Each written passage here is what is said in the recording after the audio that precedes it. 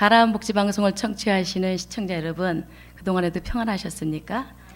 오늘 사무엘상 6장 10절에서 18절의 말씀은 벳의 메스로 향하는 암소에 대해서 함께 말씀을 나누고자 합니다. 본문에서 보듯 술에 끈 두 마리 암소는 젖물린 새끼가 있음에도 불구하고 법궤를 싣고 곧장 앞으로 나아가 이스라엘 땅의 벳의 메스에 이르렀습니다. 본문의 말씀에 보시면 10절에 12절의 말씀입니다.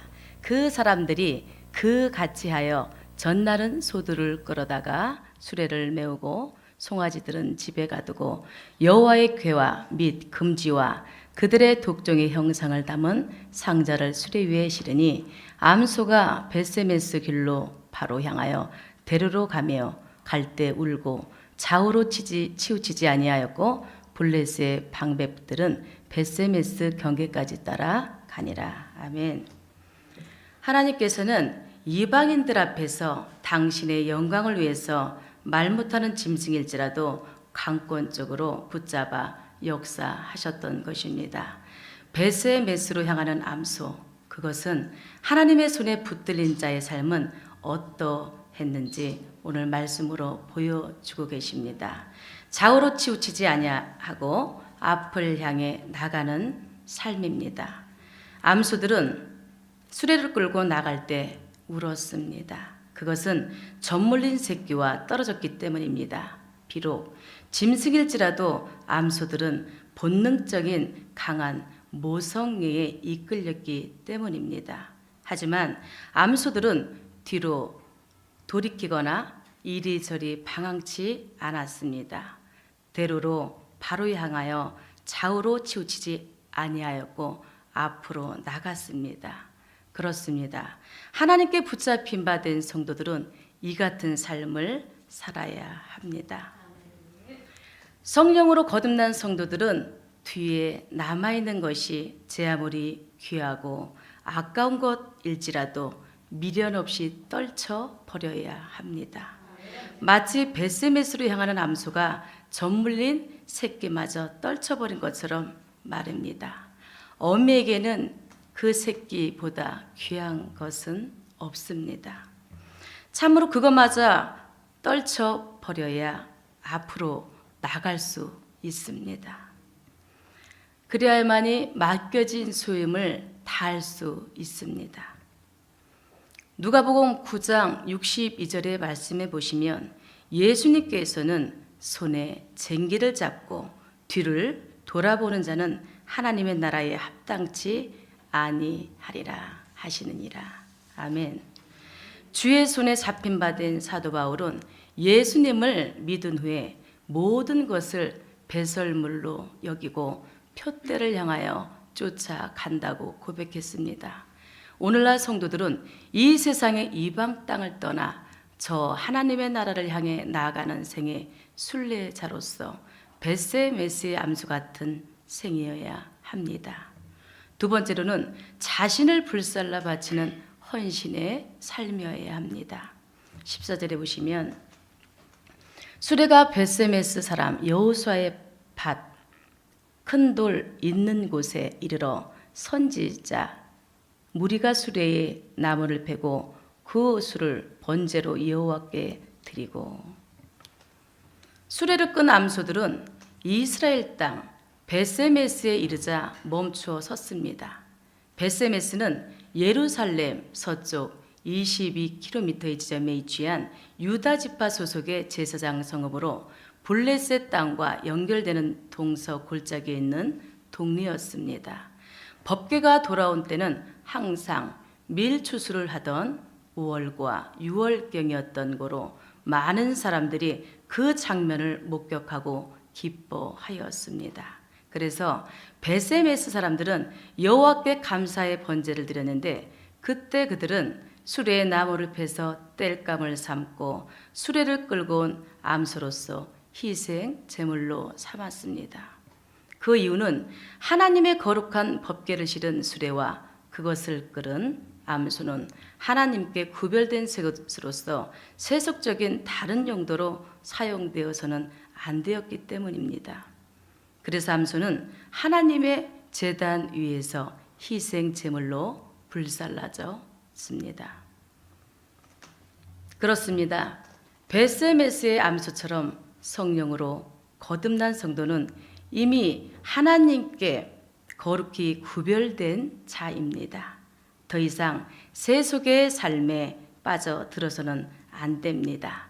오직 하나님의 제단 위에 자신을 온전히 불사르는 헌신의 삶을 살아야 합니다. 자신의 옛 육신을 죽이고 오직 하나님의 뜻을 쫓아 하나님의 영광을 위해 사는 영적 번제의 삶을 살아야 합니다.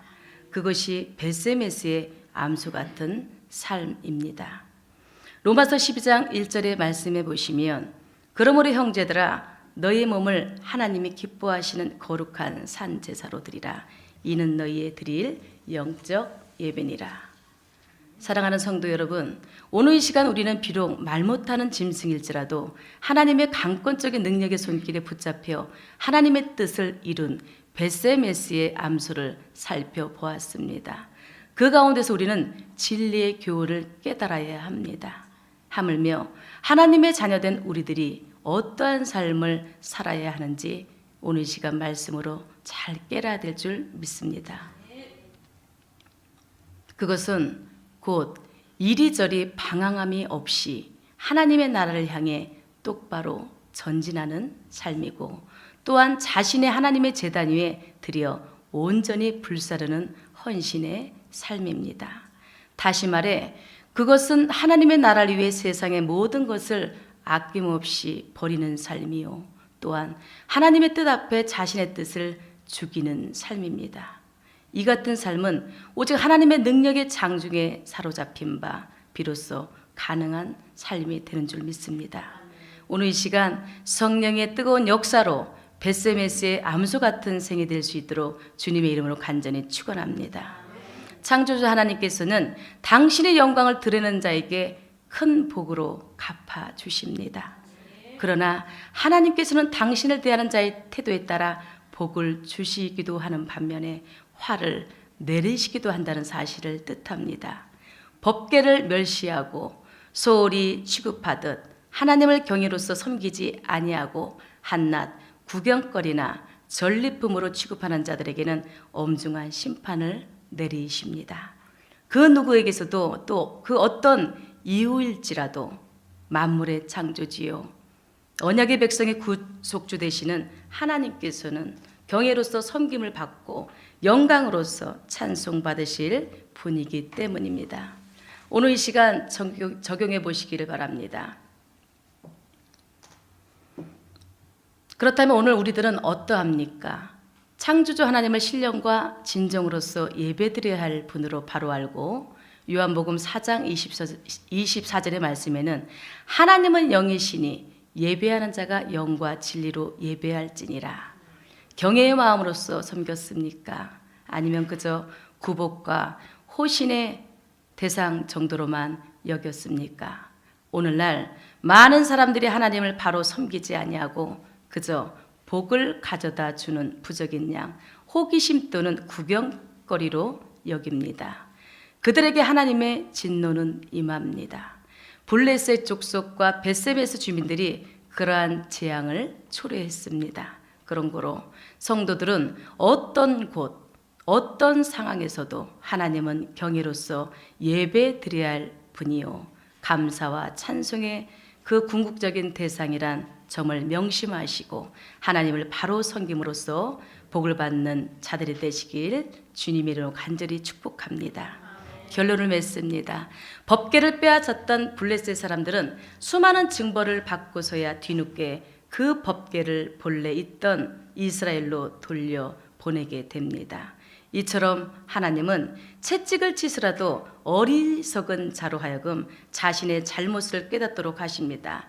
그런 면에서 오늘 우리가 경험하는 고통은 어쩌면 우리의 그릇됨을 깨우치시려는 하나님의 채찍이요 징계라 할 수 있지 않겠습니까?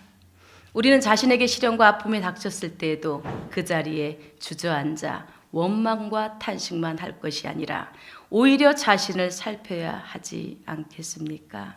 그럴 때 분명 우리 하나님은 우리에게 피할 길, 대처할 방법을 가르쳐 주실 것입니다. 블레셋 사람들이 법궤 운반을 위해 선택한 젖먹이 송아지 딸린 2마리 암소를 아십니까? 그 암소들은 자기 새끼를 뒤로 한 채 곧장 이스라엘 진영으로 나아갔습니다. 그리고는 이스라엘 사람들의 손에 의해 번제로 드려졌습니다. 2마리 암소의 이 같은 행적은 하나님의 영광을 위해 부름받은 우리의 삶이 지침이 되어야 하지 않겠습니까? 하나님으로부터 부름받은 자는 개인적인 안일에 얽매여서는 안 됩니다. 오직 예수, 오직 복음, 오직 주님의 사랑으로 온맘 다해, 힘을 다해, 뜻을 다해, 마음을 모아 온몸과 마음을 들여 하나님의 영광이라는 한 가지 목표만을 향해서 살아가야 될 줄 믿습니다. 그렇다면 지금 당신은 어디에 서 있습니까? 오늘 우리에게 주신 하나님 말씀을 통해서 더 힘써 창조주 하나님을 경외함으로써 하나님을 바로 섬김으로 오늘날 많은 사람들이 올 한 해도 2015년도에도 복받는 자 되시길 주님으로 간절히 축원합니다. 할렐루야.